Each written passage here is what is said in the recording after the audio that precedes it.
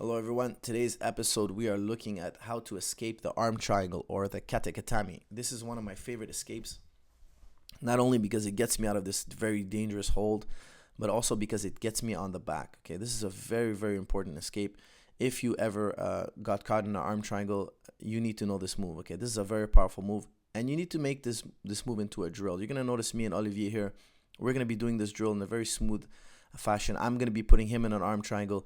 He's gonna be escaping, and once he escapes, he's gonna put me in an arm triangle, and then I'm gonna be escaping. Okay, so looks like it might be a little bit difficult to do, but it's not. It's actually a very easy move to do, and it's a very crucial move because you need to learn how to move in this fashion if you want to be really good on the ground. Okay, so in this video, I'm gonna break this down in the clearest way possible, and after watching this video and giving it some practice, you probably won't be arm triangled by anybody for a very long time. Okay, it's gonna take somebody that's really good with arm triangle to catch you if you know this escape. Okay, so let's first see what the arm triangle looks like. Okay, so what does your partner need when he's on top? When he wants to arm triangle you, he needs his body really low to the ground. Notice my chest here is flat on the mat, and my partner, Olivier, is flat on his back. This is exactly what I need to finish the arm triangle. If my partner on the bottom was on his side, it's very difficult for me to finish the arm triangle. Okay, so the last thing you want to do when you're trying to escape this hold is go to your back, which is funny because that's the first thing people do when I see them trying to escape this hold. Usually people go to their back and they kind of hook their leg and try to alleviate the pressure, or even sometimes they try to push against their opponent, which is crazy because your opponent's body weight is just, he's driving with his toes, dropping his body weight on your arms, and it's very hard to bench press somebody off you. Okay, so watch what Olivier is doing. He's expanding his chest, he's tucking in his lower arm, and he's coming out the back door. Okay, he's doing what we call a hip heist and to a peek out. Okay, so let's break this down real slow. Here's me being put into an arm triangle. The last thing I want to do is go flat on my back. Look at this. This is a common position people get caught in. I don't want to go flat on my back. Watch what I'm going to do here. I'm going to expand my chest. Look at how I expand my chest. I drive my tricep in his arm, and I explode my hips off the ground. Notice my hips are not on the ground. We're going to see a better angle at this a little bit later. And notice I'm tucking in my right arm. Okay, my bottom arm is tucked in.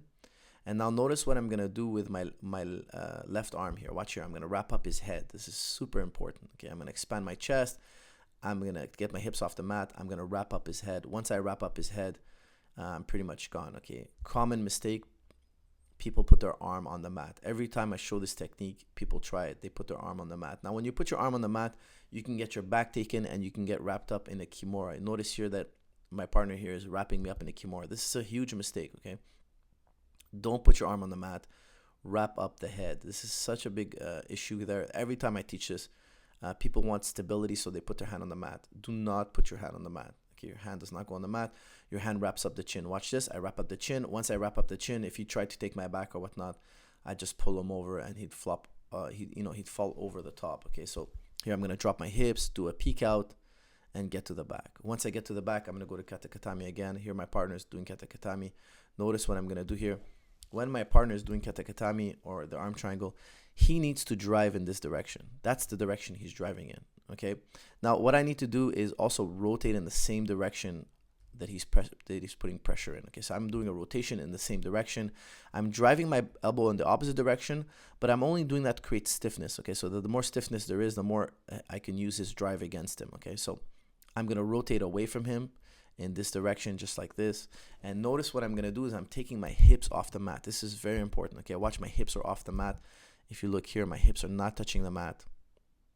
The only thing touching the mat are my feet and my shoulder. Okay, those are the weight bearing points. My elbow here is touching the mat slightly, but it's not bearing any weight. Okay, what I want to do with this elbow is I want to tuck it in underneath my body. Why? Because I don't want to get roll over my own arm and get stuck rolling over my own arm. Okay, I want this roll to be very efficient and smooth. Now I'm creating that stiffness. I start to drive. Look how I expand my chest. I get my hips off the ground. I use this pressure against him. I use his pressure to create a spin. Once he starts to drive, I roll out. If I go flat to my back like most people, that's what I was demonstrating. Most people, what they do when they want to escape this hold, they go flat on their back. Okay, if you go flat on your back, you're pretty much dead. Okay, so here I'm expanding my chest, getting my hips off the ground. I roll with the pressure. I wrap up the head. Remember, no hands on the mat. Drop your hips and peek out to the back. Now, if you do put your hand on the mat, Your partner's not only going to grab a Kimura, but he's going to get on top. If he knows what he's doing with the Kimura, look at that. I just roll right through, grab the Kimura, and get to side control. Okay, so let's just see that right again. I've done a tutorial on what to do with Kimuras. Look it up. I've shown this exact move. Watch this. Olivier puts his hand on the mat. He's demonstrating the common error. I grab that Kimura, shoulder roll through, and he's in a lot of trouble. Okay, so I don't want to go from one escape to another. I don't want to have to escape Kimura. My partner's putting me in I'm putting my partner in Katakatami. He rolls on his shoulder. He wraps up the chin, peeks out the back door. Okay, now watch here. You want to make this drill a very smooth sequence. Okay, so my partner does the escape, then I do the escape. And if you can do it in a very smooth sequence, it'll also help you with your fluidity in BJJ.